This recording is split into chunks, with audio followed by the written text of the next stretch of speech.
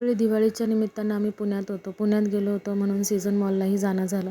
बाहेरून काही मी व्हिडिओ करू शकले नाही कारण लाईटिंग बंद होती. दुपारची वेळ होती. आम्ही दुपारी गेलो होतो. तर हा आतून मी काही व्हिडिओ घेतला आहे. त्यांनी खूप छान डेकोरेट केलेलं आहे. जे कोणी रेग्युलरली सीझन मॉलला जातात ते ओळखू शकतील की हा पुण्याचा सीझन मॉल आहे. तर आमचं 3rd की 4th फ्लोअरला हा टाईम झोन आहे. तिथं जाणं झालं होतं.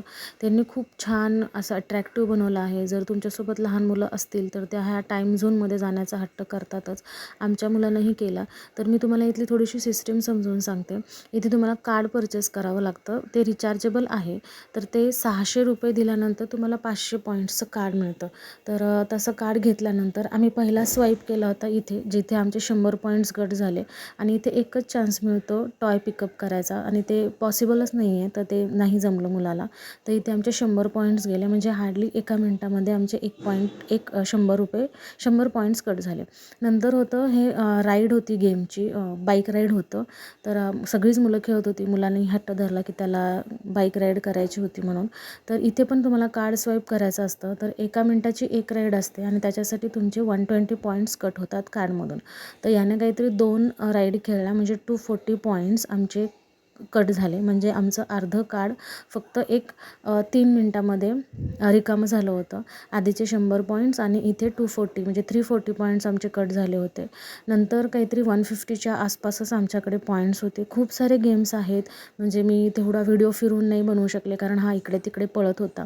मग आमच्याकडे जे काही पॉईंट्स अवेलेबल होते त्याच्यामध्ये हा एक हंटिंगचा गेम आम्ही त्याला देऊ शकलो. याच्यामध्ये म्हणजे काही असं थ्रिलर वगैरे नव्हतं, पण स्टील पॉईंट्स नसल्यामुळे आम्ही त्याला ही गेम खेळण्यासाठी कन्व्हिन्स केलं होतं. ह्यामध्ये पण तुम्ही वन टाईम स्वाईप केल्यानंतर 80 to 90 पॉईंट्स आमचे कट झाले होते. म्हणजे पूर्ण कार्डच संपलं होतं. नंतर काहीतरी शिल्लक राहिले होते 50 पॉईंट्स, जे आम्ही कुठंच स्वाईप करू शकलो नाही, इन्सफिशियंट बॅलन्स म्हणून. तर मला असं वाटतं की जर मुलं असतील तुमच्यासोबत तर इथे जाताना व्यवस्थित जा. कारण माझा मुलगा काहीतरी 4 ते 5च मिनटं खेळला इथे आणि त्याच्यासाठी मी ₹600 पे करून आले होते.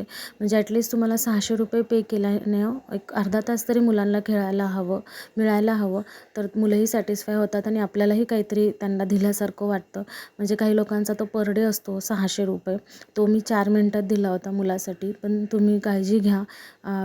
नेक्स्ट टाईम मी पण गेल्यानंतर काळजी घेणार आहे. मी पर्पजली हा फ्लोअर अवॉइड करणार आहे इथे गेल्यानंतर.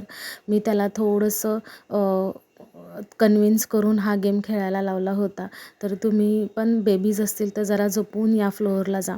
नंतर ही एक गेम होती, याच्यामध्ये काहीतरी पाणी मारायचं होतं पण पॉईंट्स नसल्यामुळे ती त्याला खेळता आली नव्हती. मलाही वाईट वाटत होतं.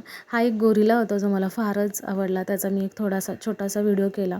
त्याला कसं तरी गोड बोलवून मी बाहेर आणलं. तर तुम्ही इथे बघाल बाहेर आल्यानंतर अशा रिमोटवरच्या कार चालवायला दिल्या जातात मुलांना. त्याचं पण तेवढा एकच फ्लोअरची राऊंड मारली दिली जाते आणि याचा पूर्णपणे कंट्रोल त्या माणसाच्या हातात असतो, त्या रिमोटने चालवतो म्हणून. पण ॲक्च्युली ते बरोबर पण आहे कारण मॉल आहे, मुलांची सेफ्टी महत्त्वाची आहे. पण मुलांना ती कार स्वतः चालवायला मिळत नाही म्हणून हा थोडासा फ्रस्ट्रेट झाला होता कारण याला ती कार स्वतः चालवता आली नाही. ती पूर्णपणे कंट्रोल त्या माणसाच्याच हातात असतो. ही राईड देण्याचा पर्पज एवढाच होता की मी त्याला कारमध्ये बसवून एस्केलेटरच्या साईडला नेणार होते, म्हणून मी त्याला या कारमध्ये बसवलं होतं. तर याच्यामध्ये पण तुम्हाला त्यांना ₹100 द्यावे लागतात. हा आहे सीझन मॉलचा टाईम झोन.